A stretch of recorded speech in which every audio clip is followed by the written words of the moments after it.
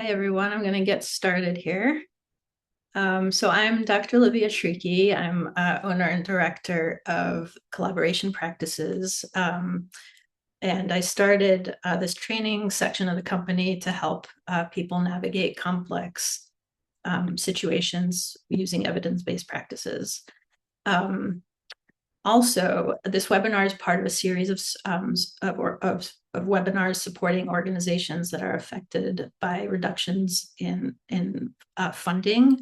It's a way for us to support our community during a time of a lot of uncertainty. And so today's webinar is dedicated to supporting and donating to the American Foundation for Suicide Prevention, to help advocate for research, advocacy, and support of issues related to suicide.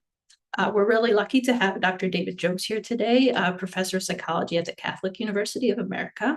He directs a suicide prevention laboratory there and I really don't think I need this blurb for you, Dr. Jobes, because you're so well known, but you're recognized as a leading expert in suicide prevention and treatment. You're the developer of collaborative assessment of management of suicidality, the CAMS, and authors of numerous publications and books. And today we're going to talk about CAMS-4Teens, which is specifically dedicated for families with teenagers. Just real quick, for those of you who are trying to obtain CEs here, just make sure that you attend the entire talk. We'll be sending out surveys afterwards for you to complete and get your certificates. Okay, and I'm going to put the link to donate in the chat shortly. So please do contribute. It would be really wonderful to be able to raise a significant amount of money for this organization. Good to go? Good to go. Over to you, Dr. Jobs. Thanks, Olivia. So thank you all. I'm a huge fan of the American Foundation for Suicide Prevention and have been the beneficiary of a couple of AFSP grants. If you haven't heard, AFSP is merging with the JED Foundation, which is a really big deal because it's going to double the size of the organization and hopefully raise a lot more funding. Olivia alluded to this. I mean, here in DC, we've been doged. A lot of what we used to be able to rely on is now gone. A lot of intellectual leadership at NIH and CDC and SAMHSA has understandably left. So it's really up to the private sector to step up and fill the gap right now until there's some changes, hopefully, in the future ahead. So if you can contribute, that is greatly appreciated, and I'm happy to donate my time to this cause. I'll be on the new AFSP JED board, and that's going to be really interesting. That starts in October if the state of New York approves all the legal documents. So anyway, I'll probably talk a little bit about that as we go. I'm gonna plow through a lot of content here that hopefully is quite useful to you, and then Olivia promises that at the end she can curate some questions and we can have some Q&A if I don't go too long. Yeah, So feel free to shoot me questions as the talk goes on, and I'll do my best to summarize. awesome. All right, so let me share my screen. And I'm really grateful for you showing up for this. Share your time. This really important and critical topic. It's my passion, but it's not everybody's cup of tea. So I'm just really grateful for anybody that is open to this. I'll have lots of comments about our field along the way, I'm sure. Olivia tells me that a lot of you are DBT folks, and so my sort of most supportive and receptive group of people are DBTers, and you'll see why as we get into this. I think it's a actually Shereen Rizvi and I wrote a paper looking at DBT and CAMS and the research support for both approaches, which are highly complementary and in some ways can be used in combination. I'll speak to that as we go. Those are the kind of main items. I'm going to focus on CAMS-4Teens, and we're going to talk about sort of work in progress. We have a few papers that have been published on the use of CAMS in the suicide status form with adolescents. I'm not going to say anything about children. We just don't know, and so I'm going to stick to the data and the emerging data. There's obviously a need for younger kids, and we're working with Christine Chaw's group at Yale, and I think there might be some future development along those lines, but I'll speak about that a little bit more in context. So it's my university in DC. Been there for 38 years, and I direct the suicide prevention lab at Catholic.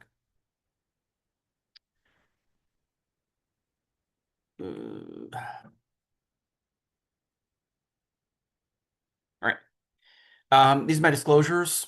Some context too for where I'm coming from. I'm funded by NIMH and PCORI. Four Pines Fund pays for my lab. I get book royalties from Guilford Press, and I'm the founder and partner of CAMS-4Teens. Marshall Linehan early on, when we started doing research, very supportive person, as you'll hear, and really impressed upon me that if you ever want clinicians to use your intervention, you have to actually create a business. That's why DBT, as complex as it is as world famous as it is, because she founded BTech, and then there have been other training companies since, because clinicians won't learn by osmosis, she said. So this is the suicidal drama that I want to focus on. These are not clinicians, but obviously they're first responders. And what I'm going to emphasize in this talk today is how we think about assessment, management of dysregulated states, people who are acutely suicidal, and then actually treating what makes someone suicidal, which is oftentimes sort of left off in the larger discussion of clinical suicidology. But for me, that's really sort of the bullseye of the presentation. And so there's just a few things to observe here. One, this is a dramatic picture of a young man on the Golden Gate, one of the towers of the Golden Gate. This no longer is a threat because there has been a netting system that's been installed after I think at least five referendums in San Francisco to put in barriers. Barriers are one of the best ways to prevent suicide.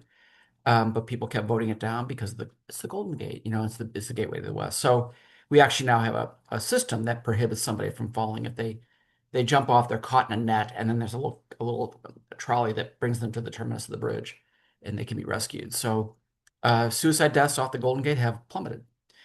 But there's also something else going on here, which there are different people in play, and you only really want one person engaged. So think of this guy as like a clinician type.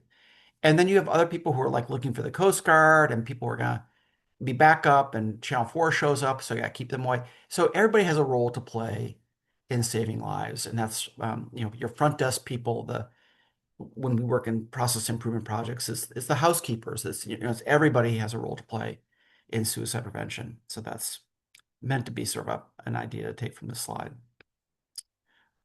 Here's our challenge. We've leveled off. I don't have an update to the slide, about 2% here in the most recent data, but we're still looking at 48,000 plus, pushing 49,000 deaths. And it just is really largely just a march upwards. While other leading causes of death, HIV and influenza and basically all the biggies have gone down. Basically, suicide just keeps marching up. I think every once in a while I get a blip on the screen here, like we had before COVID, and it only bounced back to being our highest year in 2023. There's been a little bit of a dip, but I'm not buying it. We haven't made enough structural change to warrant a significant thought that we're decreasing, 10th leading cause of death.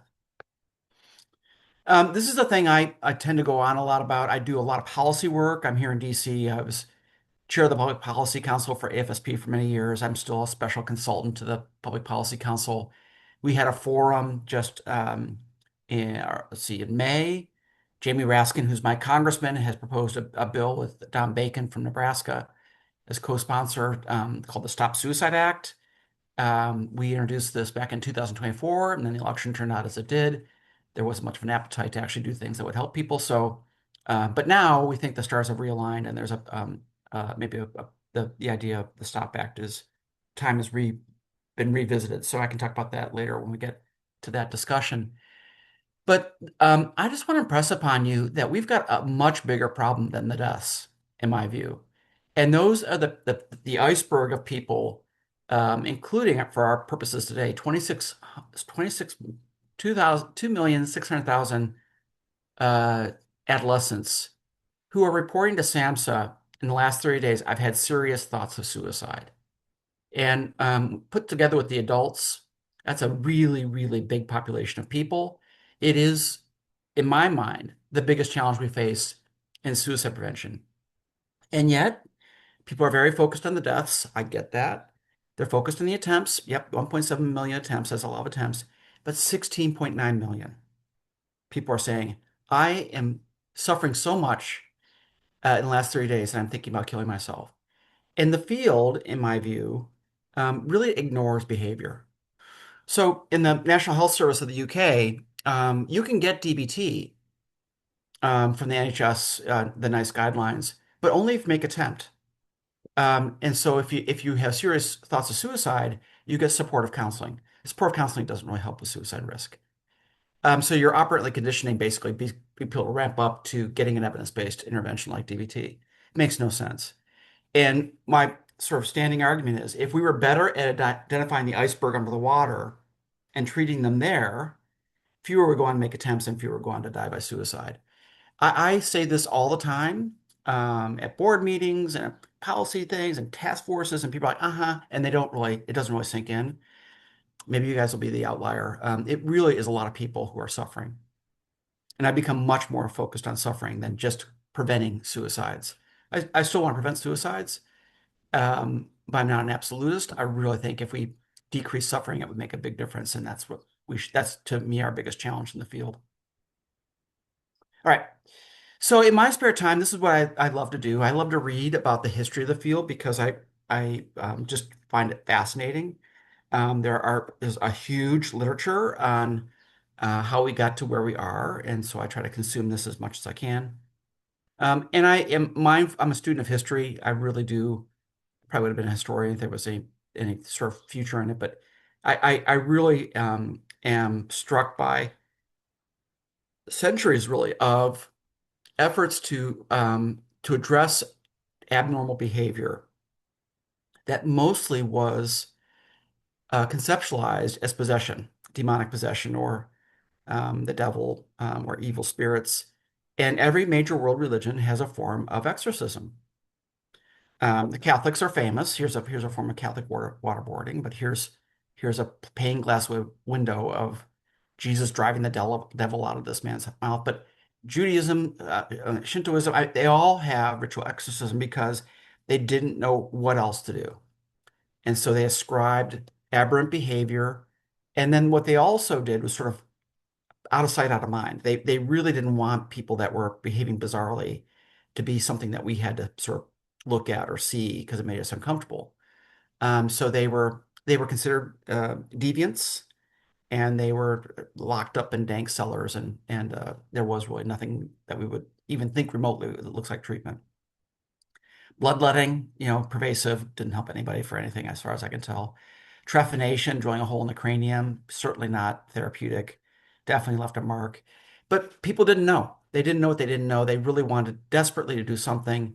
And that's why, this literature is so interesting because this one book, Desperate Remedies, just talks about how wealthy families who had seriously mentally ill children just threw money, gobs of money, at psychiatrists, and they were cutting out spleens, and they were infusing turpentine. They were doing all kinds of interventions that were not remotely therapeutic.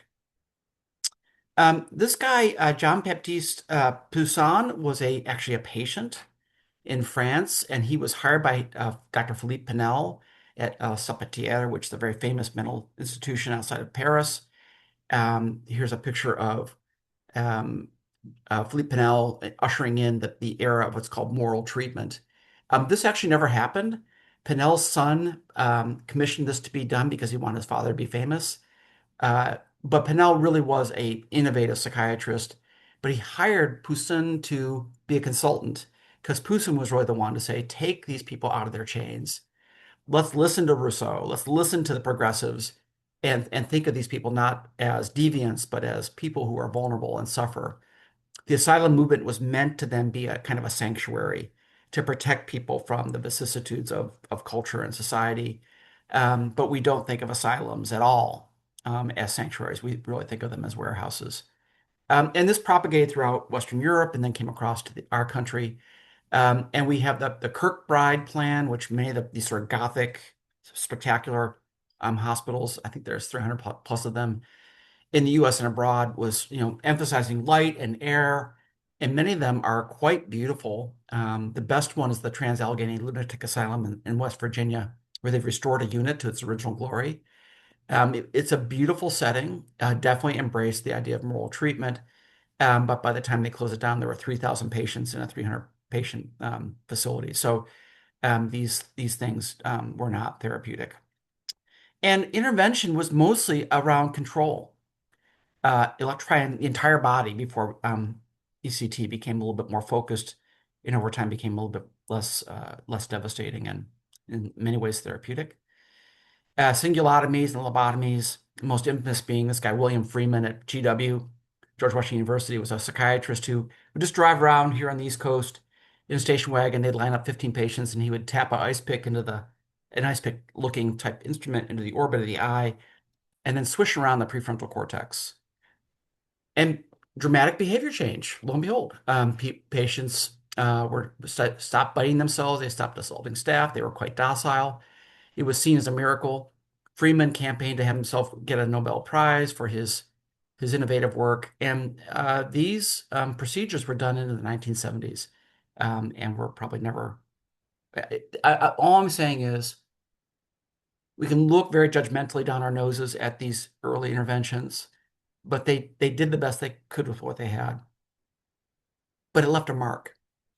It left a mark in that we think of a person who's suicidal as being crazy or a lunatic or non-compos mentis, not in their right mind, and therefore we have to stop them. No matter what, the state must stop them.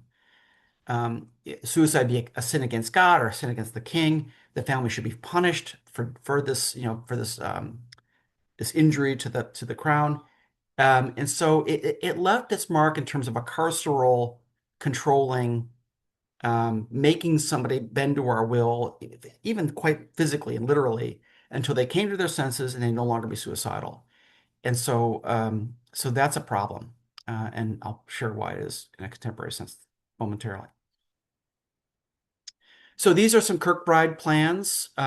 This is this unit that's been restored at Trans-Allegheny. I just find this history fascinating. My wife does too, fortunately. So we go and visit places like this for our own interest. This is the book that really, I think, charts a lot of the history that I highly recommend, just in terms of families doing anything they could, understandably, especially children, which is the focus of today's talk. What parent is going to want to see their child suffer? And if you had money, you would do whatever you could. And that's a lot of what our history was checkered by. So, bringing it up to date, this is a task force that I was on back in 2018 to develop recommendations for working with suicide-focused care. Four recommendations were embraced by the Joint Commissions in their recommendations for suicide care. There's over 22,000 accredited Joint Commissions. Um, the Pew Foundation in 2024 was funded to do a survey of how well these basic sort of low-hanging fruit were embraced. And what was, just stunning was 8% of those that responded. Now, that's not a lot of the hospitals that responded, but these are the ones that said, yeah, we'll tell you what we're doing. And what they were doing was safety planning, and I'll talk about that in a moment, but it's just not inherently. They were not typically maybe a third of the time making a warm handoff to outpatient care, a big care transition problem that we have in our field.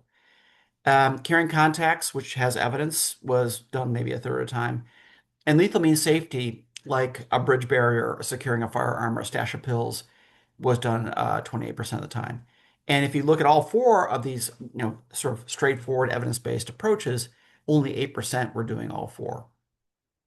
So the care is medical model. It's thinking of suicide as a symptom of depression, and we treat depression in these settings with medication almost exclusively, not with behavior activation or psychotherapy, but it's mostly a medication approach that we see in our inpatient settings. If you work in an inpatient setting, my goal here is not to offend you. It's just to actually say we need a much more suicide-focused emphasis in our inpatient institutions. These four things should be just like routine. And yet, as you see, they're fairly rarely exercised in an inherent way. This is a really stunning paper that came out several years ago from Cheryl King's group. Ava Sis is the lead author. This went through 5, maybe 6 reviews because what it showed were odds ratios that a second hospitalization was significantly associated with a much more severe trajectory for teenagers and increased suicide attempts.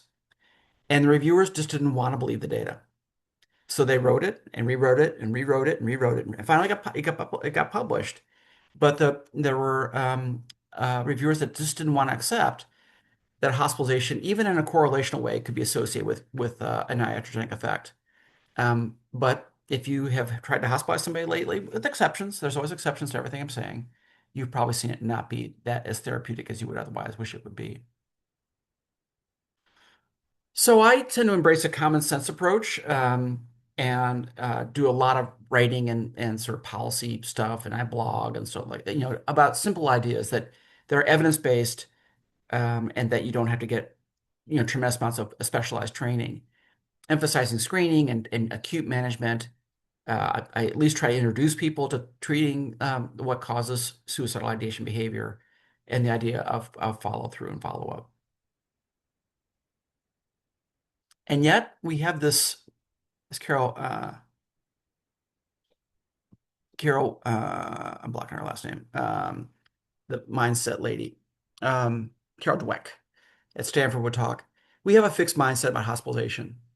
And again, I think when we're talking about adolescents and little kids, it's understandable that parents will do anything they can to stop their child from taking their life. I get it. I'm a parent. I understand. My kids are well launched, but in high school, we had some moments where, I just, would not take my eyes off of my son because he was in a real crisis.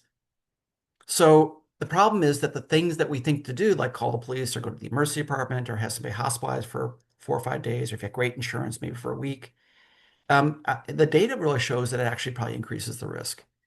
There's very clear data about increased risk post-discharge. There's very clear data about patients avoiding talking about suicide because they don't want to be hospitalized. And so we really do need to change our hospitalization model. And then we have, in the larger field, a bias around medications. And medicine has not been proven to be that effective for suicide risk. The one that may be the exception is IV ketamine. But we're doing a teenage trial at the Cleveland Clinic in Mass General. And a lot of the teenagers that were eligible for the trial um, didn't want, were needle phobic and didn't want an infusion of ketamine. So there is, and the Matthew Perry overdose on ketamine has really hurt the ketamine research world. Um, and even when it does work, it's a very quick effect and only lasts for several days. But we now do research trying to get into that window where there is a therapeutic effect. Clozapine has one RCT. My intervention has seven, but people never heard of my intervention. But FDA approved clozapine as a suicide preventive agent for schizoaffective and schizophrenics. Lithium has some pretty good meta-analysis, but what's lacking in a shocking way is the absence of randomized control trials or RCTs for the effectiveness of medication. A lot of what is promoted in the use of medicine for suicide risk are correlational open trials, ecological studies, epidemiological studies, very few randomized control trials that you'll see for the psychological treatments, like I'm going to get into here in a moment. With adult men who are basically 75% of our suicides, 75-80% of our suicides, white males, getting an interview in Men's Health is a really great move. And yet I talked to this lovely journalist for 3 hours about how psychological interventions are the most effective. And yet when the article actually came out, there's a help is on the way, three different medication, one still an FDA review as the solution. And this is emblematic of the problem. As a culture, we would just rather take medicine than do the work that would make the difference. And if you notice literature, the SSRIs, for example, fluoxetine is the only one I think is the only one that the FDA approves for use with teenagers. So teens end up getting a lot of off-label medicines that maybe are not well suited for them. Most of these medications work a lot better with adult populations, at least in my read of that literature. And so there are challenges. There are reasons that we are kind of stuck, and these are all probably familiar to many of you. A lot of it is magical thinking and wishful thinking. Our health plans and our insurance coverage is a disaster. There's no diagnosis for suicide, as you know. Probably a big one is fear of litigation. So I'm fighting for tort reform. It's a tough sell. Current administration probably be a little bit more sympathetic because it's kind of a business-oriented kind of thing. But we really need to make it less of an incentive for plaintiffs' attorneys to go after clinicians for wrongful death tort litigation, with exceptions, because I've certainly been on cases where I've been on the plaintiff side of the case because the clinical care was abysmal. And so there is a need to correct people who do disastrous care, lives are at stake. But a lot of the cases that do get litigated have very little merit. And yet what it does is it drives clinicians to a better safe than sorry kind of mentality about working with suicidal risk. There are training issues. What you guys are doing here with me today is very rare. Most of you did not get anything about suicide in your professional training programs, whether you're a psychologist, social worker, LPC, or counselor, or psychiatrist. We just don't get curricularly trained in suicide risk. Um, and, we just have a public relations battle on our hands. Most journalists that I speak to are just shocked that medication or a 3-day hospital stay is not more therapeutic than it actually is, and are just mortified that it actually can make things worse. So there's a big public relations and lack of knowledge problem in this field.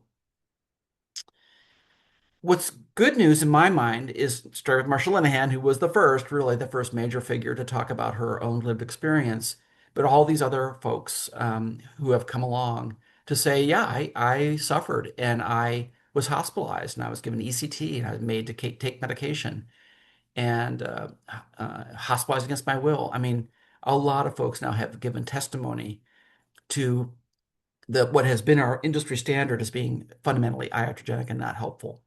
It's changing the field for the better. In the UK, for example, the NICE guidelines that sort of drive what is done in the National Health Service is now reconsidering the use of CAMS because a grieving father knew an MP and got his foot in the door, and now the NICE committee is reconsidering the evidence on CAMS and other suicide-focused interventions. DBT is already in the guidelines, but CTSP and BCBT and some of the other suicide-focused interventions. So that's really good news. And that's really a grieving father who's kind of driving that train. These are the voices that I've been listening to literally in the lab work that we do. We're listening a lot to people who've experienced, and they're saying some pretty important things that I'm trying to integrate. I've never personally been suicidal, so it's really helpful to me and my research team to hear from the voices of people who struggled, what they went through, and what we need to do differently. This is just meant to impress upon you that there are some really great models dating back to Ed Steinman's cubic model in the 80s. Thomas Joyner's model is probably the most widely referenced, has driven a tremendous amount of research. Roy O'Connor is a professor at University of Glasgow, and he's got this more complex model. David Klonsky at University of British Columbia, and Lexa May, who's at Lex I think she's got tenure, but they have a really cool ideation action framework. And then David Rudd, who's at Memphis, and Craig Bryant, who's at Vermont, have the fluid vulnerability model. I guess what I want to say about these models is A, they're driving a lot of research. B, they really do inform clinical practice, and I'll share some of that with you in context. A lot of what you see in these models is moving away from a laundry list of risk factors to sort of synergistic effects. So, for example, Ed's model looks at the perfect storm of unbearable pain, stressors that impinge on your well-being, and then incredible dysregulation and agitated states where limbic activation is on fire and the prefrontal cortex is shut down. So when those forces converge, you have suicidal behaviors. So this is just to say we've got really interesting, vibrant, thoughtful people developing models to drive research and that's going to inform clinical practice as well. We've also been in hot pursuit of typologies ever since Emil Durkheim, well over 100 years ago, got us rolling in looking at different typologies. My lab has been focused a lot using different kinds of statistical analysis, latent profile analysis, for example, lately. This is Evan Kleiman, who's at Rutgers, and Matt Nock, who's at Harvard, using ecological momentary assessment, where you'll get pinged half a dozen times during the course of the day about your suicidal thoughts and feelings and impulses, and then we'll be in a position to, with lots of data points, describe different sort of patterns of suicidal thinking. So in this has been replicated data too. Each of these colors are a different kind of way that people will ideate. So it's a really great methodology informing a lot of our thinking about suicidal thinking. This is Megan Rogers and Thomas Joyner. This is Igor Galinker, who's so Megan is in Texas and Thomas at Florida State.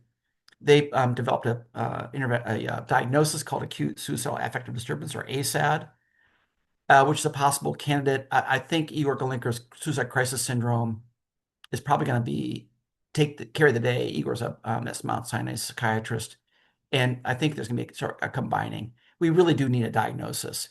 If you have the courage to see somebody who's suicidal and know what you're doing, you should get reimbursed for that.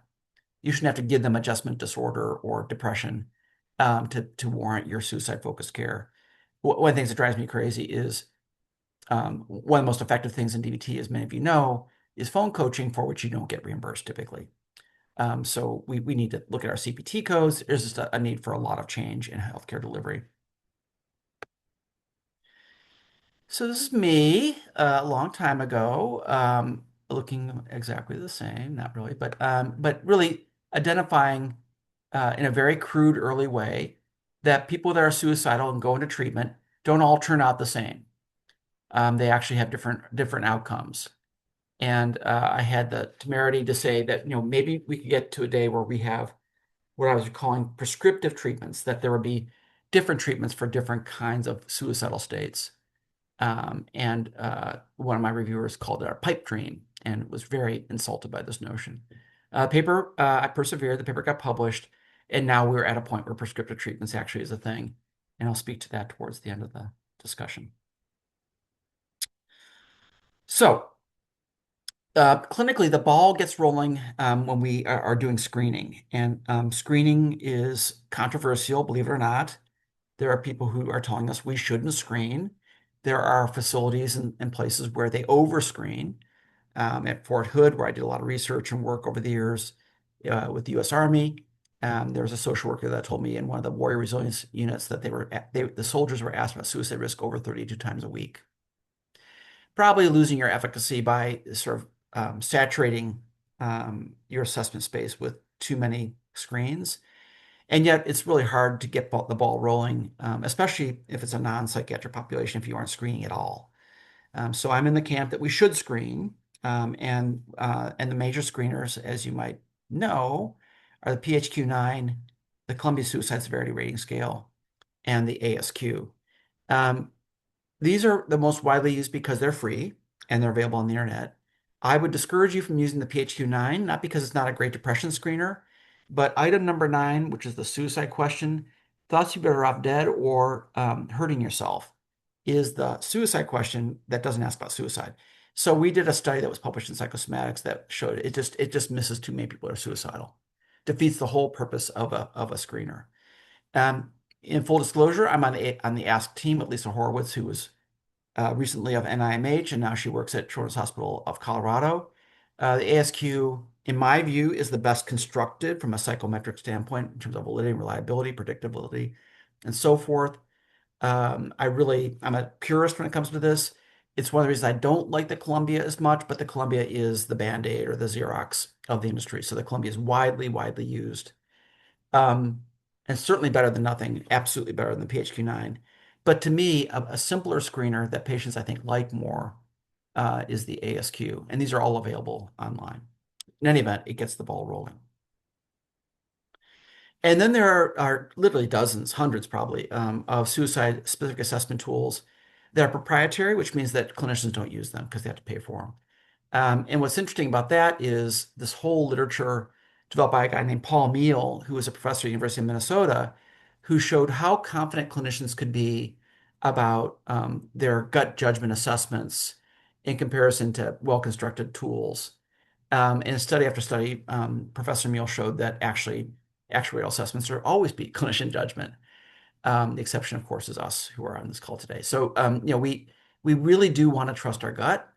And yet, what I would say is you can have your cake and eat it too, especially if you use CAMS. And we've got now all kinds of new ways of understanding and doing assessment and sort of evolving our assessment tools. But we're not going to predict future behaviors. We've known this forever. People have rediscovered this lately. But we can talk about different kinds of suicidal states that are in need of different kinds of intervention. It's Barbara Stanley, who passed away several years ago. It was at Columbia University. Greg Brown is the University of Pennsylvania. Barbara and Greg created what the safety plan or the Stanley Brown safety plan, which is again sort of the Kleenex or the Xerox or the Band-Aid of the industry.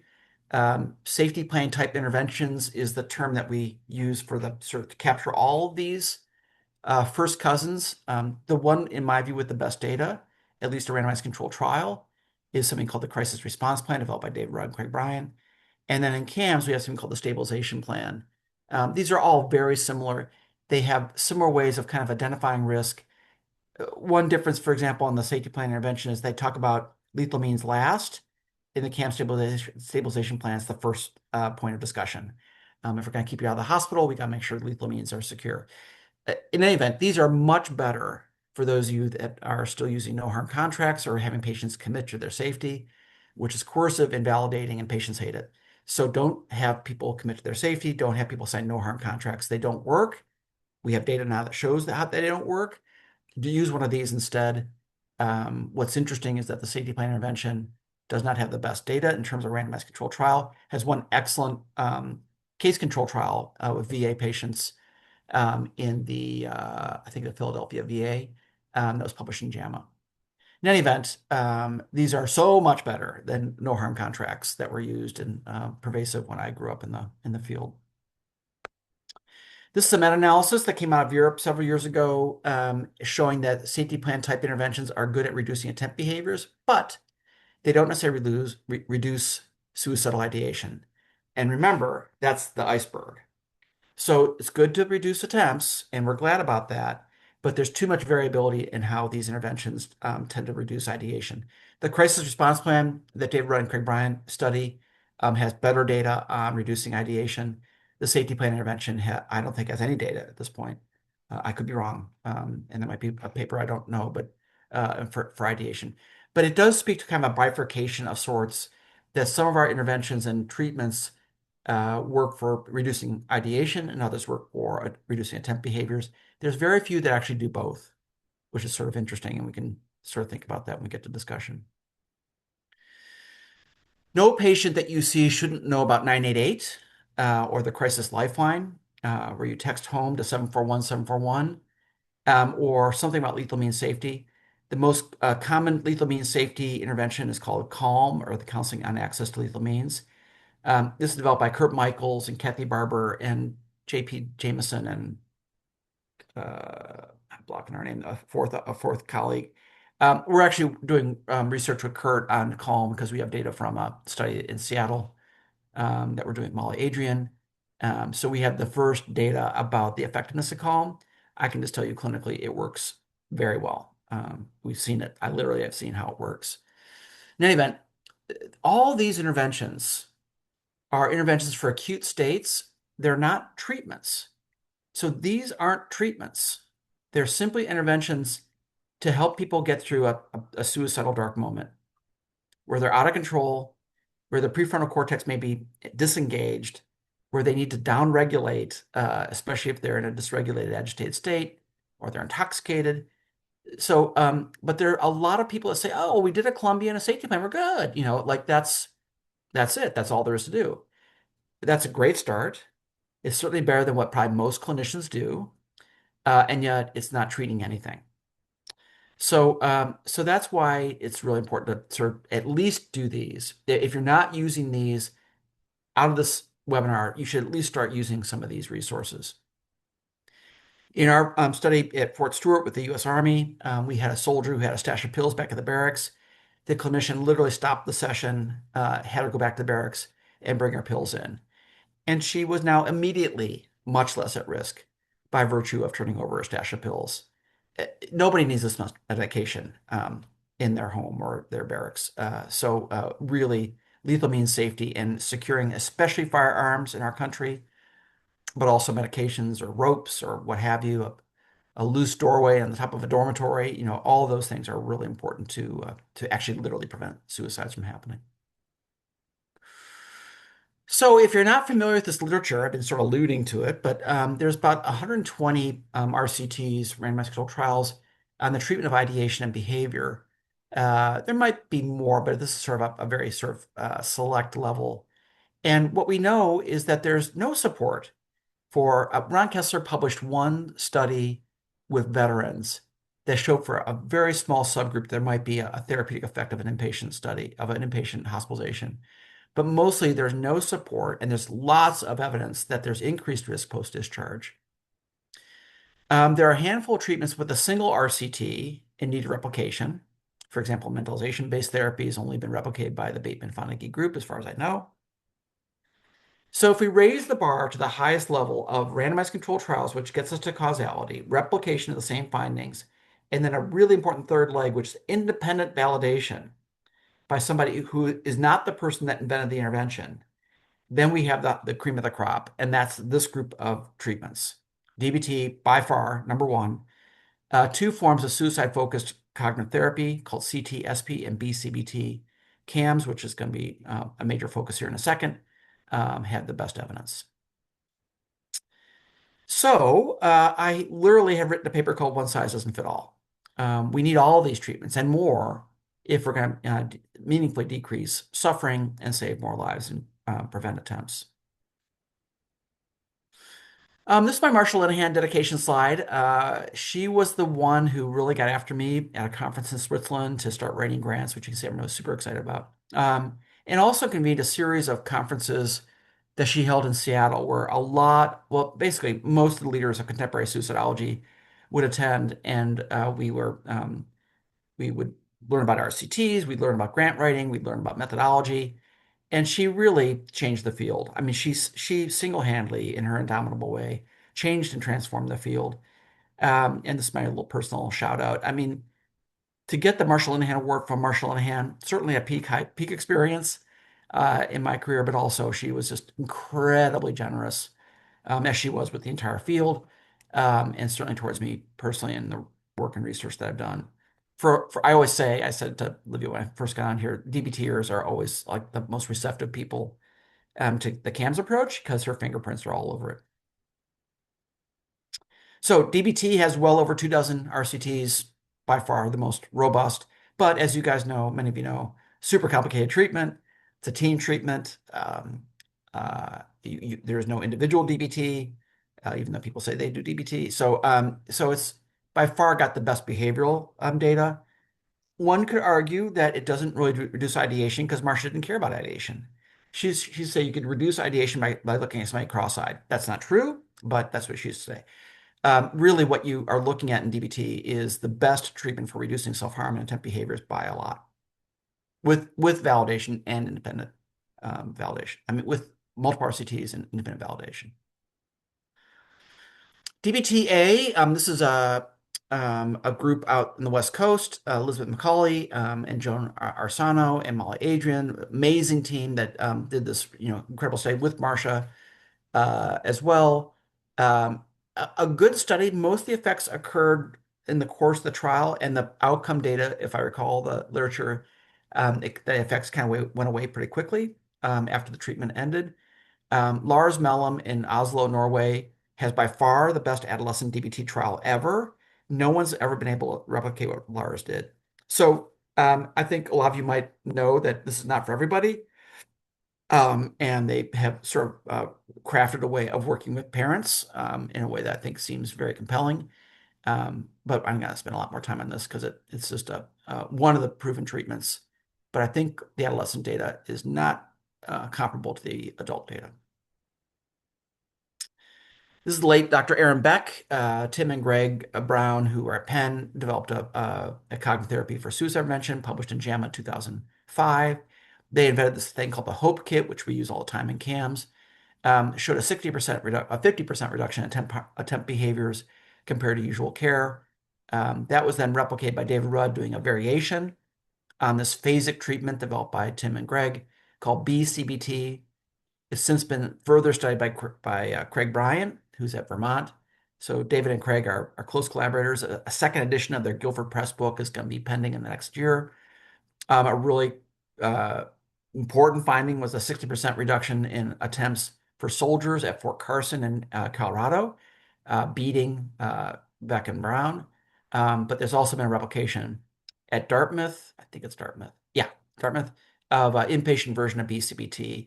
And there's also a app called Aviva that's under FDA review that shows great promise. So again, really good data for attempt behavior, mixed data on reducing ideation. Mineralization-based therapy is much more popular in the UK. Great data, very comparable to DBT in some ways, but without independent replication, as far as I know, in terms of more chronic, borderline kinds of cases. Mentalization is the capacity to look at yourself from the outside and others from the inside. So it's a great perspective cultivation intervention, and these guys have pretty good data. It just needs to be replicated independently. Sky Diamond, who's now retired, he's emeritus professor at University of Pennsylvania. He's got something called attachment-based family therapy. Great data for ideation. No data, as far as I know, and I just was corresponding with a guy this morning, for attempt behaviors, but I believe there are several replication trials underway to hopefully replicate. This really sees the family as the source of suicidal risk, and it's a family-based treatment. In my experience, a lot of the kids that we're seeing are not necessarily focused that much on their families unless they're on the younger side of things. The older teens, much less focused on their families. So, this is an argument for different treatments for different needs. All right. So let me talk a bit about CAMS the next half hour and sort of what we're doing, what we're up to, and sort of what we think is happening. This is the second edition of the Guilford Press book that came out in 2006.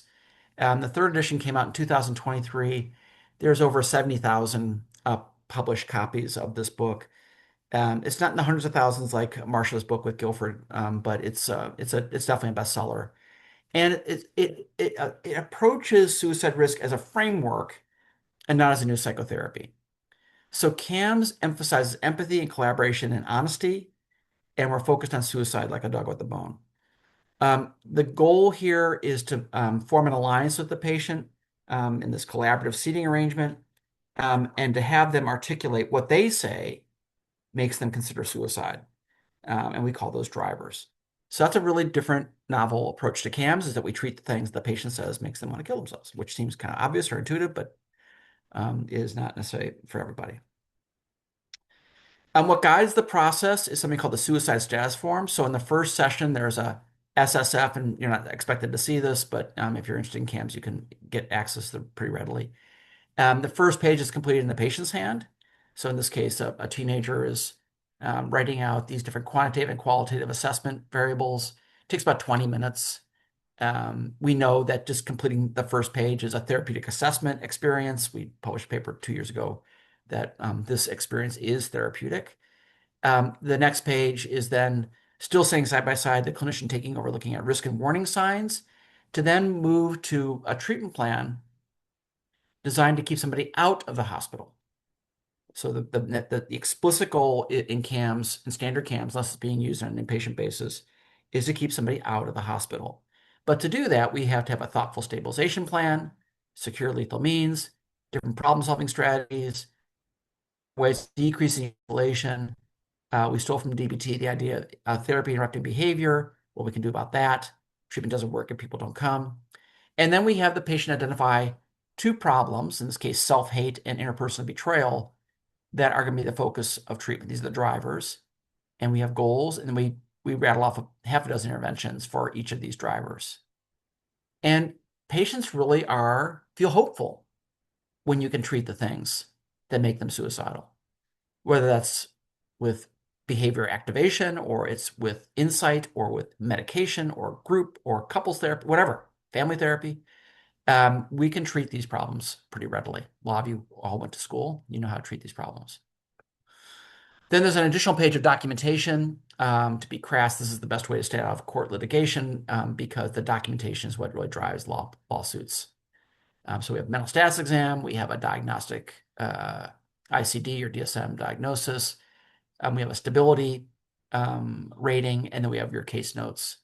And so these are the 4 pages that drive and are the roadmap that guide the first session of CAMS.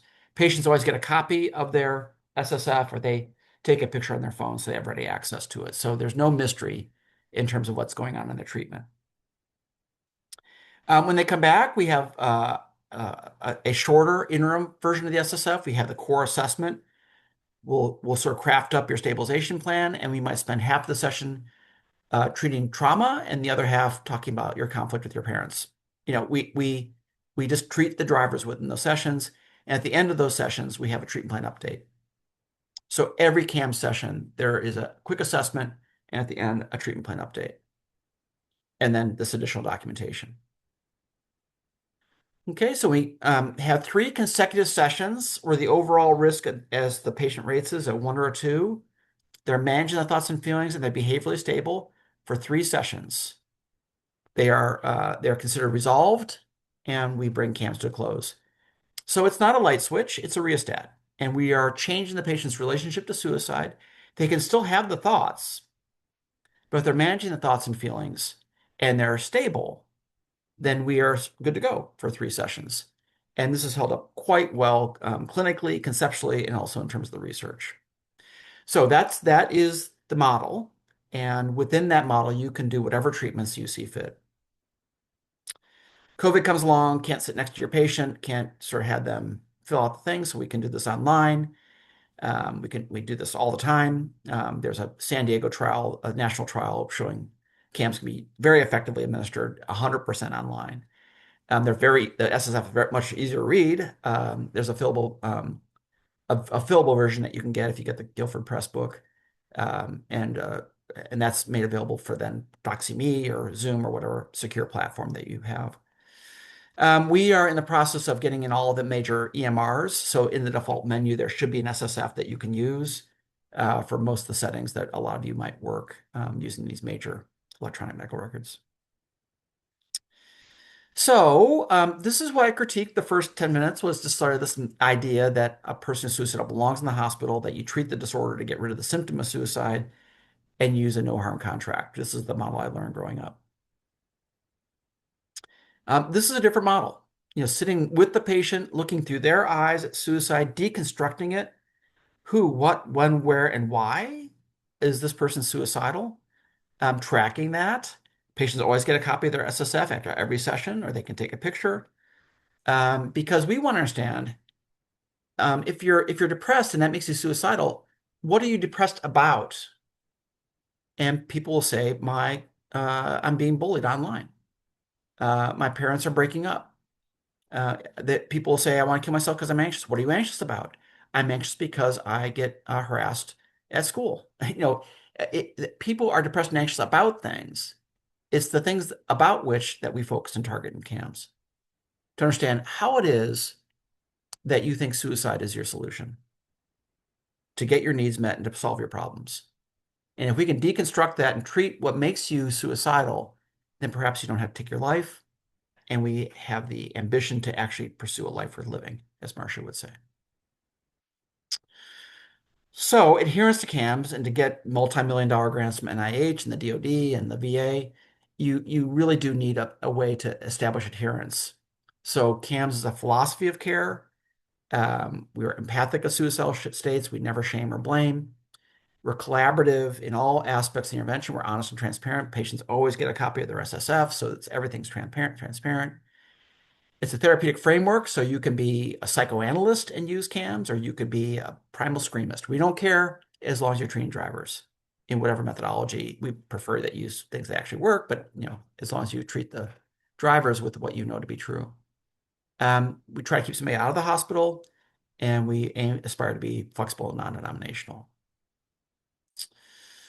So when we watch videos in my lab of clinicians in trials and use the CAMS rating scale, we're watching for these 5 major components, and specifically that they're not overriding the patient and telling the patient what's wrong with them or what their drivers should be.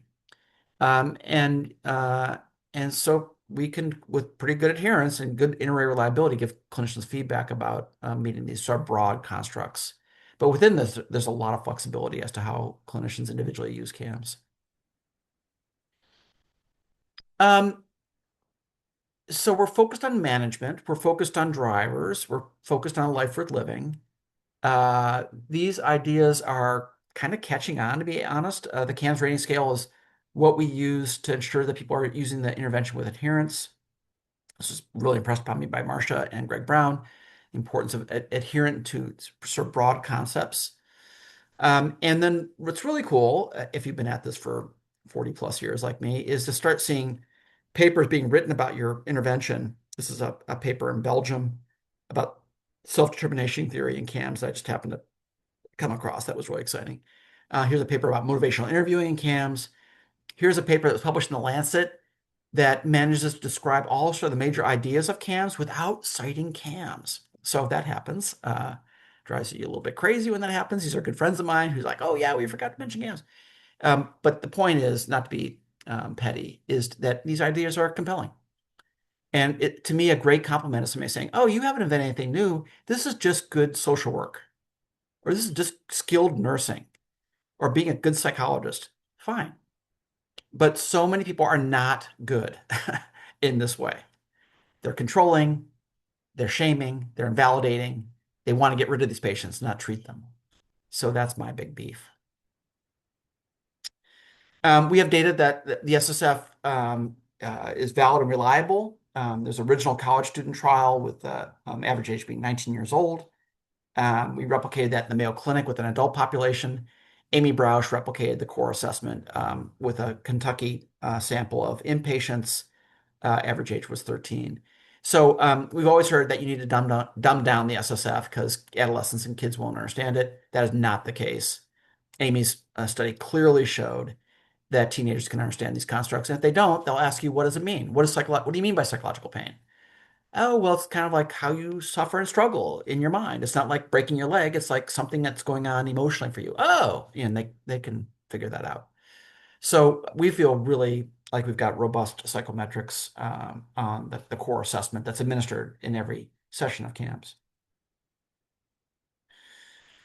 This is a case that if you buy the Guilford Press book and have access to the forms, including the fillable PDF, this is a case that of a 16-year-old, somebody I saw several years ago who was a really scary case, who got CAMS. And it's just to impress upon you that within this roadmap that serves the first session is a little bit different because you're doing a lot of work with these forms. But in the subsequent sessions, you're really just doing about 20 seconds on the core assessment, and then you're having your session. And you're doing whatever treatments that you know, in her case, for her self-hate and for her hopelessness, to treat those constructs. Double check is the stabilization plan or something that is it working for them. We have a study going on right now developing a clinical hypnosis induction for remembering to use your stabilization plan. Because one of the big challenges of the Stanley Brown Safety Plan or the Crisis Response Plan is when people get upset, paradoxically or ironically, they forget to use their safety plan type intervention. So we're trying to develop an induction. There are electronic efforts that Matt Knock is doing at Harvard, but we're trying to develop just a simple post-hypnotic suggestion that when you feel this way, that's when you should go to your stabilization plan and basically re-engage your prefrontal cortex. So we'll see how that goes. We're going to actually bring it to trial probably in 2 years.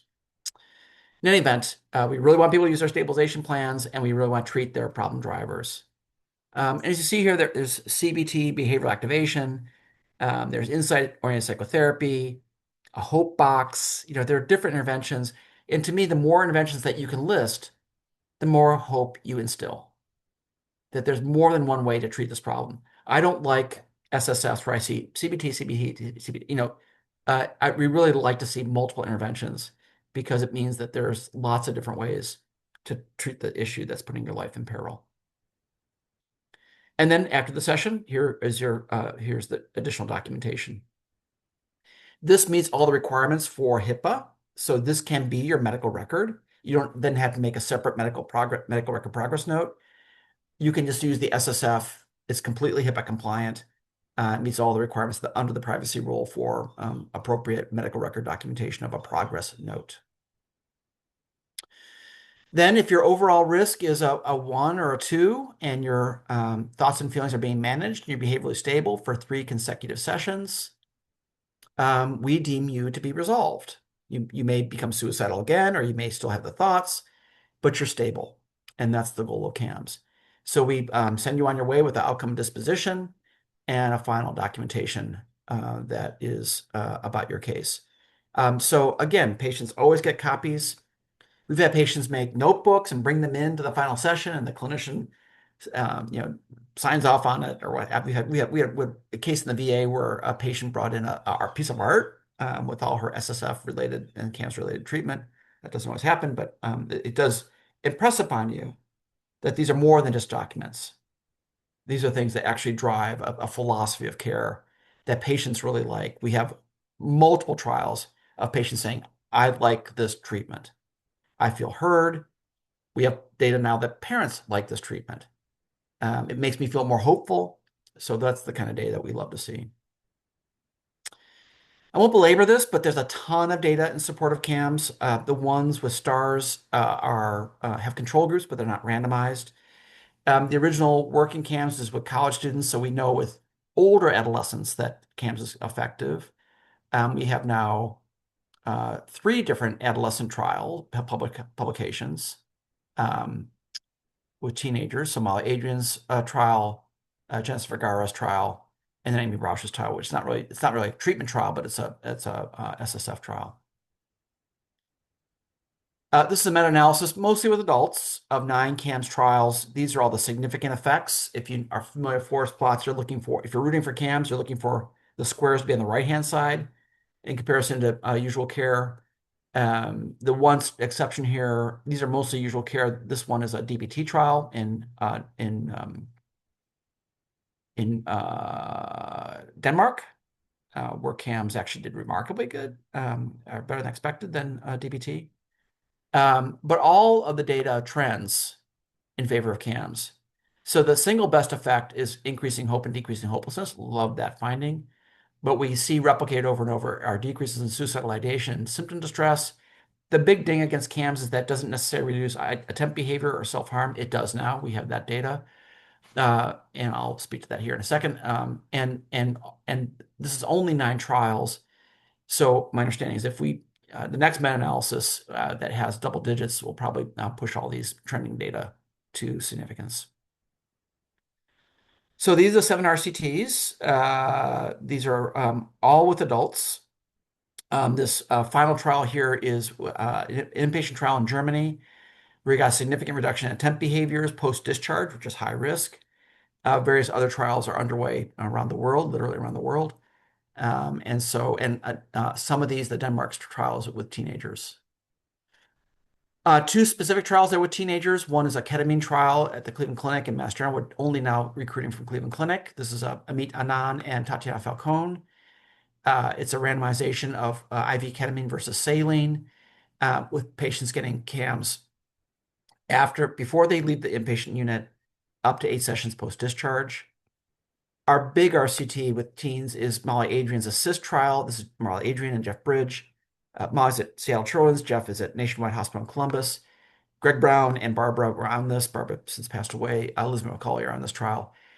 This trial recruitment is ending this summer after 5 years. Super excited about this trial. It compares CAMS-4Teens versus Safety Planning Plus versus treatment as usual in these 2 medical centers. This is a college student trial that was done by Jackie Pistorello. This is called a SMART design.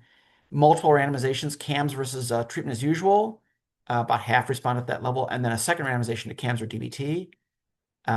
We didn't have enough money or power, so we just analyzed and published the first level trial. CAMS reduced treatment as usual depression and ideation, and had a significant effect on hopelessness. But what was interesting, treatment as usual did better with chronic borderline dysregulated patients, which I'm thinking is the better fit for DBT. But we didn't have enough power to get people pushed out to that second tier. Got a big grant, and did have that level of involvement. This is a multi-site trial called the Campus Trial with college students. CAMS versus treatment as usual. Treatment as usual actually did better than CAMS at this level, which was interesting, but the population was much more severe, much more multiple attempt history. Only 40% of the trial was heterosexual, so we had a lot more gender diversity, so a higher risk population. And treatment as usual did quite well. The sequence that was the most powerful was not CAMS to CAMS or CAMS to DBT, but treatment usual to CAMS, which is a very robust effect, like 3 times more robust. So CAMS fared very well, but only after 4 to 6 sessions of treatment as usual. We used AI to analyze 500 hours of treatment as usual. You know what they're talking about? Not suicide. It's validation, empathy, no problem solving, no suicide. Suicide, the word suicide appeared very rarely in these treatment as usual sessions. Then they go to CAMS and they take off like a rocket. Nobody died in this trial. Every sequence actually had a significant positive effect, but this sequence in particular was the most effective. I'm just going to say this very quickly. When you have a sequence like treatment as usual CAMS, and you have 4 different time points and 4 different measures, you see that all the patients in this trial were getting better in these sequences. But this one gets way better. 88% were responding at the 6-month time mark. And what David Rudd refers to is a partial response versus a full response. This pretty much is a full response. This pretty much looks like remission and recovery. And so we're really interested in what this sequence has to say about sort of how we think of care. Um, what else do I want to say? We now see in this paper I referred to earlier that I did with Shireen, that CAMS and DBT can be used in the same clinic. This guy, Derek Leak, has a model called the Hope Institute, where everybody gets CAMS and a subset of people get DBT skills group. He's stabilizing adults and kids down to age 11, actually down to age 10, actually down to age 8, I think, in 5 or 6 weeks. Reimbursement is a challenge here. We've had to shut down 2 of these clinics. Derek did actually, but 2 new are opening up, getting reimbursed for this model that averts hospitalizations and does the stabilizing work so quickly. Should be a no-brainer, but that's our healthcare system, and those are the challenges we face in a contemporary context. All right. So adolescent-specific trials, this is Molly, our fearless PI in the ASSIST trial. She's been using CAMS in a clinic at Seattle Children's, and this has been ongoing for a while. Elizabeth McCauley is also there. She published an initial trial in Practice Innovations with some really nice outcome data, looking at general linear mixed models of significant reductions in pain and agitation and hopelessness and self-hate and overall risk. Didn't move the needle on stress, but on the other core assessment variables, as an open trial, it did quite well. This is my student, Genesis Vergara, not Dr. Vergara, who did her dissertation with Molly and Molly's data and under my supervision. We see a nice reduction for the most at-risk kids in terms of ideation, the next most at risk, and then the kids who are really suicidal, but they're mostly about living, no particular effect. But a really interesting finding in this trial, I thought I had the slide. A really interesting finding in this trial was that there were, out of 108 kids, 13 had only 1 session of CAMS. And we had a significant correlational finding that parents felt more hopeful and more more able to be able to support their child. So caregiver data is really great. It was a sort of a minor finding in this trial, but it was significant, and so we'll take it. Our biggest challenge, which goes to the heart of this presentation today, working with teens, is parents. The parents really are challenging. And I'm not saying this to be cute or provocative. We see that kids take to CAMS really well. It's patient-centered. The teenagers we see are experts on everything, especially themselves. CAMS is patient-centered. So The big struggle we've had is trying to figure out what and how do we work with the parents. To that end, we developed something called the Stabilization Support Plan. This first page we actually complete with the parents before we see the child. And this is CALM. These are the elements of CALM, the US version, which is heavily focused on firearms, but also medications and ropes and other lethal means that could be laying around the house. This all gets negotiated with the parents on the front end. The child comes in and has their first session of CAMS. And then after that first session, the parents come back in and there's a follow-up to the stabilization support plan. How can the parent support and work with and be helpful to their child's treatment um, that's focused on their suicidal risk. So, can we sort of post reasons for living? Are there people to keep in this child's life? Are there people that need to be screened away? What can they say? What shouldn't they say? We get into sort of the nitty-gritty of what the parents should do in the stabilization support plan. And if the parents get concerned, not unlike the stabilization plan, they have resources to call. So these are meant to work in parallel. The child will have a stabilization plan, the parents have a stabilization support plan. And this is all a part of the third edition of the Guilford Press book, if you're interested. So we have a ton of training from CAMS Care, and so I'm trying not to be shameless about this, but there are very few trainings out there that are adolescent specific like ours. The trainings that we do in CAMS are not with actors; they're with people that know the model, and in this case, some of their literal kids that played people that they knew. So it's not scripted. It's very realistic. People a lot of times think that these are actual cases because we're not scripted, but the providers know the model very well and they're able to demonstrate it. So this is the online portion of the training. Wanted to sort of wrap things up with a focus on empath units, which are the remedy for a busy, chaotic emergency department. Empath is a model whereby people get shuttled off and they actually are in a much less insane, crazy-making environment. Softer lights, really expensive, comfortable chairs. I'm not sure why the chairs have to be so expensive, but they are. Staff are trained not to yell at the patients. And it's a really cool model. There's been two summits. We've attended both. It was just held here in Utah.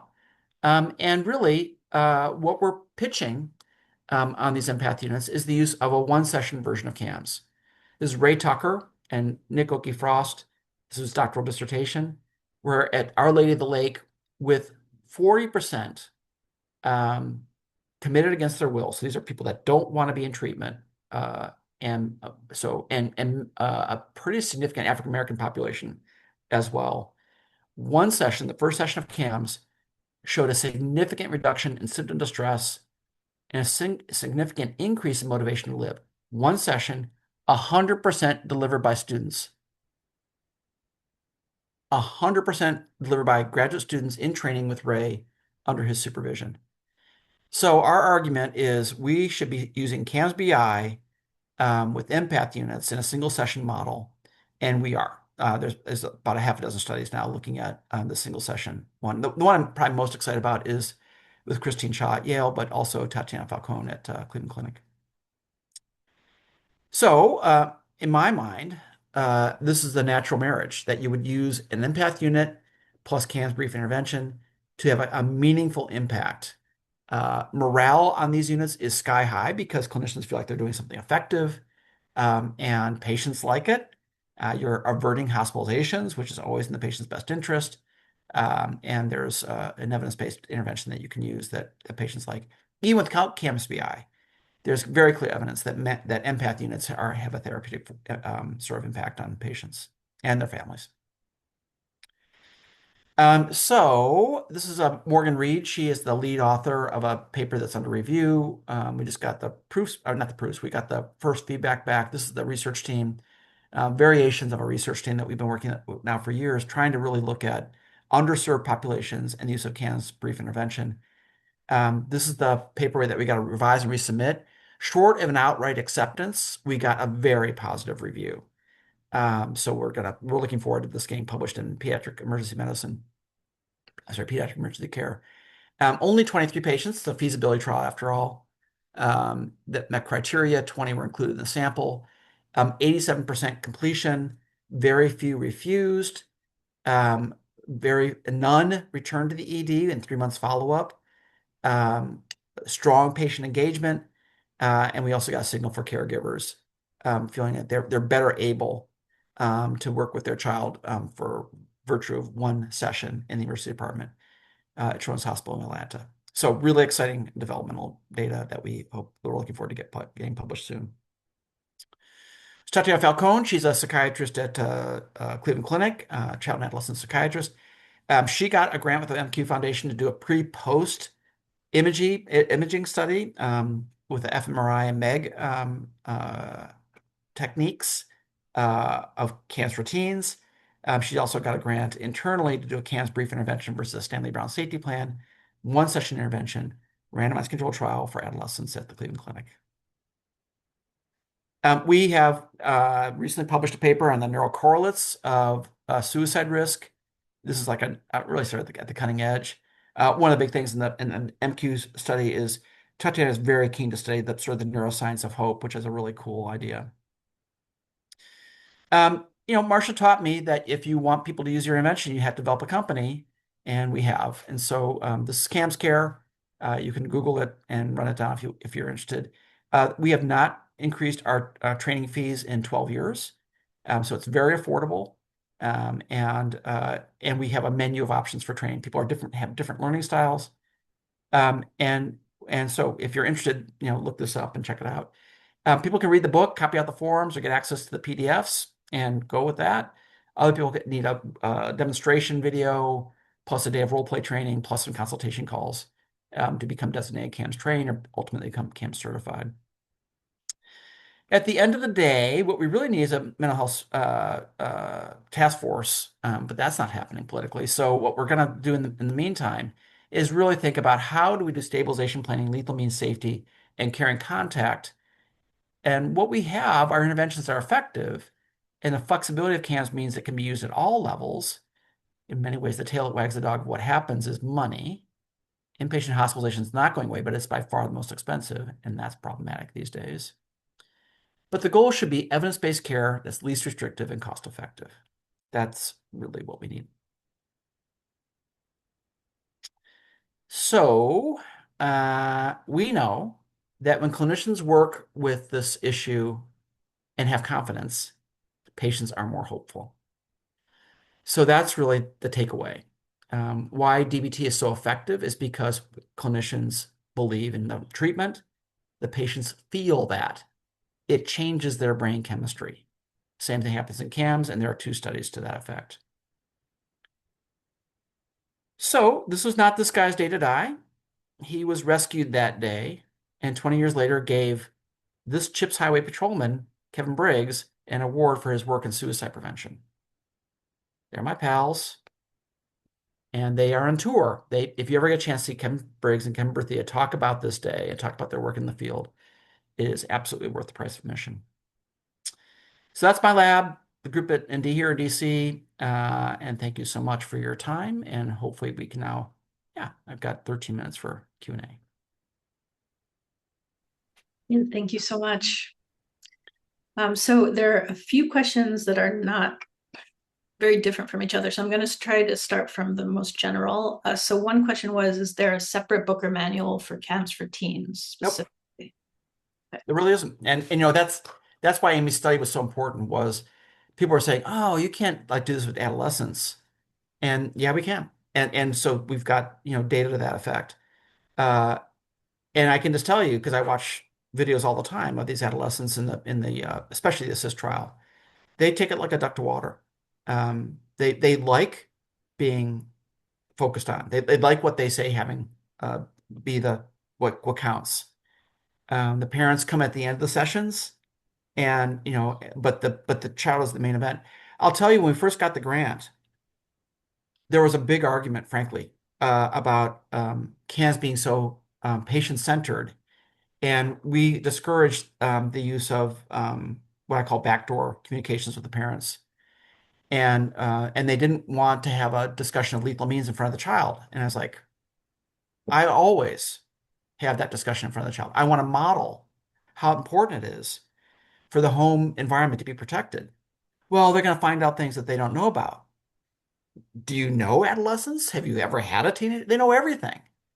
So the compromise was that we have the lethal means discussion before we meet with the child. That's been a reasonable compromise. My preference is actually do it in front of the child. But the clinicians, nationwide in particular, but also to some, not as much in Seattle, but nationwide in particular, the culture, very focused on the parents. And I'm like, this is CAMS. It got so heated at one point. I was like, you guys could do attachment-based family therapy, but you didn't get the grant for that. You got the grant because you're stuck with CAMS. So we've won them over, and they can kind of see the virtue of focusing on the child. And much to my surprise, the older teens, they don't care about, they're not as focused. Their driver's not focused on their parents as much. The younger kids, 11, 12-year-olds, they're much more focused on their parents and the family life. And that just probably makes intuitive sense. And I guess to follow up on that, for in terms of restricting access to means, um, what do you do when the child is not willing to, or would you suggest parents restrict means even if the child is not on board? Of course, Um, it's the best way to save lives. So, there's going to be a lot of what if questions. The basic what if is that this is a child's life in the balance. And so you do what you need to do, and you're always honest and transparent about it. I was telling Livia before we started that I have a former student, Asher Siegelman, who lives in Israel, and all his entire practice is talking to parents about kids who don't want to be in treatment, who are extremely suicidal. So if you guys can contact me, and I'll give you Asher's information. That's all he does is help parents. The other thing I would say is there's a book that Stacy Friedenthal wrote called Loving Someone with Suicidal Thoughts, New Harbinger Press. I wrote the foreword, but it's a really brilliant book about how to talk to people that you care about. And Stacy is a person with lived experience. She's also an expert in the field. And her teenage son, when he was young, was suicidal. And she, very candid and transparent about what they did. Um, so I get it. I get how parents are worried, which is why they do these things that end up making things worse. But if you get Stacy's book, if you contact Asher, I mean, there are ways to kind of win these kids over. But I really think it's got to be the most extreme scenario where you'd hospitalize somebody or take them to the emergency department because that mostly is a pretty iatrogenic experience. okay, thank you. Let's see. Use of LRAMP versus CAMS in the ORM's too intervention. complicated. Okay, It's not therapeutic. It has no RCTs. okay, I great. mean, I reviewed it early on. I was like, Marsha, this is way too complicated. It's not too much to it. And it was like the kitchen sink. I mean, it's great because Marsha created it, but it's not a treatment. CAMS is a treatment. And it has much more protective documentation if that's a concern. And patients like it. And we know it's therapeutic. So, I mean, even if you're thinking about one session of CAMS, and I should back up, if you are interested in CAMS for teens, there are separate training modules in the CAMS model for CAMS for teens. There's also CAMS brief intervention training model. But the Guilford Press book, the third edition, is the source book for all uses of CAMS. And there's more specialized training for adolescents if that's what you're interested in. But even if you're looking at the brief intervention, the first session of CAMS, what you know is, or what I know, is that there are two published trials that the assessment experience of CAMS is therapeutic. It's a therapeutic experience, separate from the intervention treatment part. The child is walking out with a stabilization plan that is that they help create. If the caregivers are involved, there's a stabilization support plan. And dispositionally, they know the two problems that need to be treated to save the child's life. That's a lot. And the fact that it was 100% done by students in training, and we got that kind of effect with 40% of the patients being there against their will in the Louisiana study is crazy.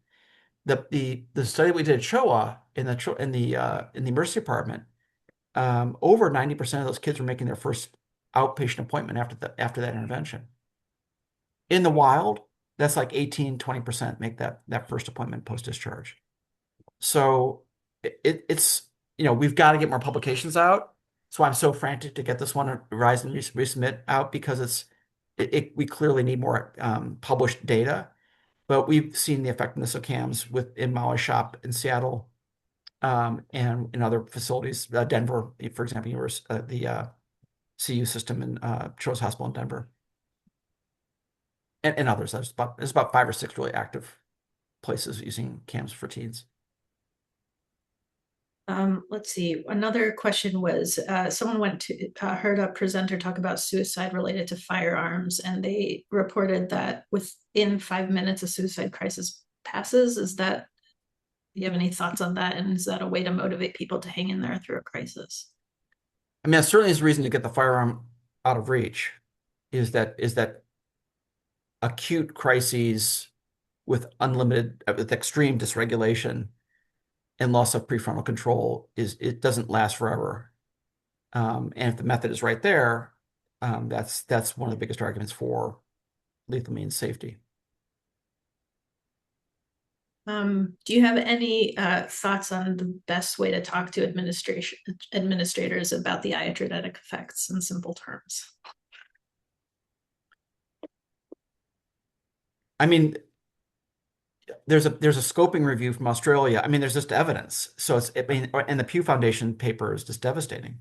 Scoping review from Australia shows that use of involuntary hospitalization actually increases the risk for all deaths, including suicide.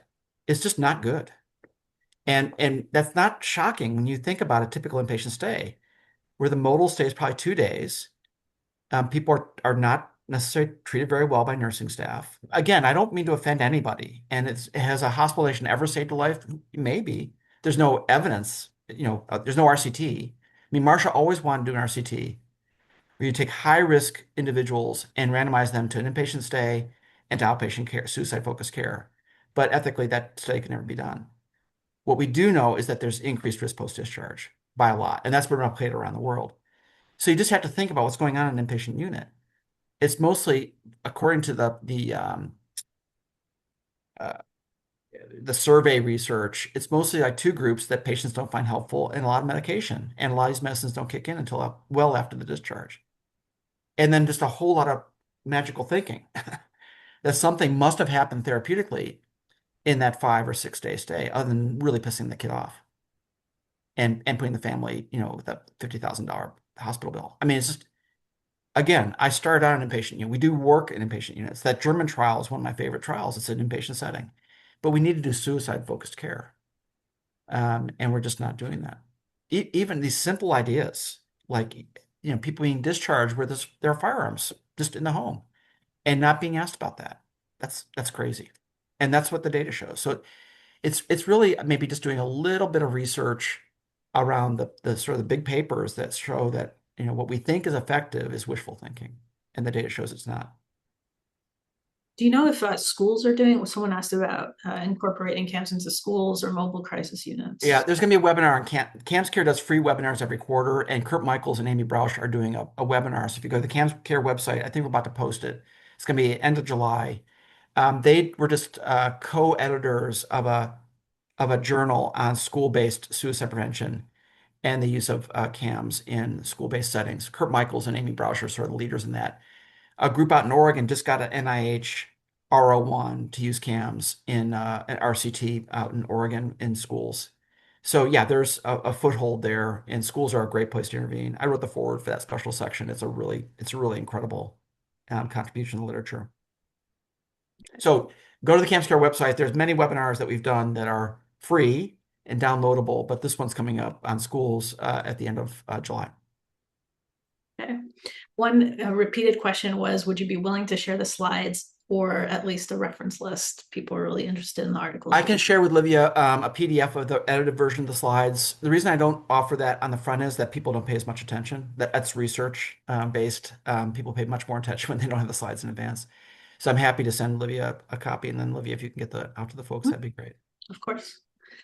Someone just sent in, do you do phone coaching at all with CAMS? Is that Yeah. something you do? No, not phone coaching. We do consultation teams that are done online. But we don't discourage phone coaching as you think about it in DBT. Different clinicians that's up to you. I mean, so in CAMS, we don't tell people how to treat. And so if you like phone coaching and it works for you and works for your patients, go for it. I mean, that would certainly be consistent with the model. I mean, one of the things I could say about the Hope Institute is the way Derek does it, where he has CAMS and then a separate DBT skills group, how that all gets worked out in the wash is a little bit unclear.